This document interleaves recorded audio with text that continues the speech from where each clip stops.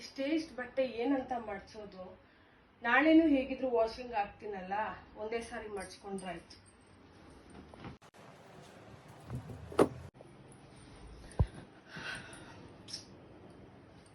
ಯಾಕೋ ಇವತ್ತು ಬಟ್ಟೆ ಮಡ್ಚಕ್ ಮೂಡೇ ಇಲ್ವಲ್ಲ. ಸರಿ, ನಾಳೆ ಮಡ್ಚ್ಕೊಂಡ್ರಾಯ್ತು.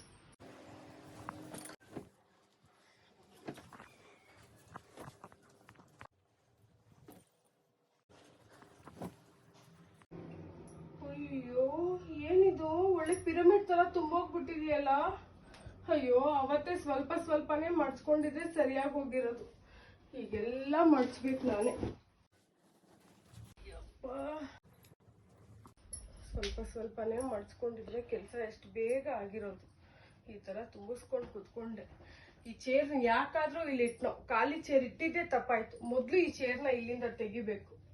ಈ ಬಟ್ಟೆಗಳು ನೋಡಿದ್ರೆ ನನಗೆ ಜ್ವರ ಬರ್ತಾ ಇದೆ. ಏನ್ ಮಾಡ್ಲಿ, ಯಾವ ಕಾಲಕ್ಕೆ ಮಡ್ಚಿ ಬಟ್ಟೆಗಳನ್ನ.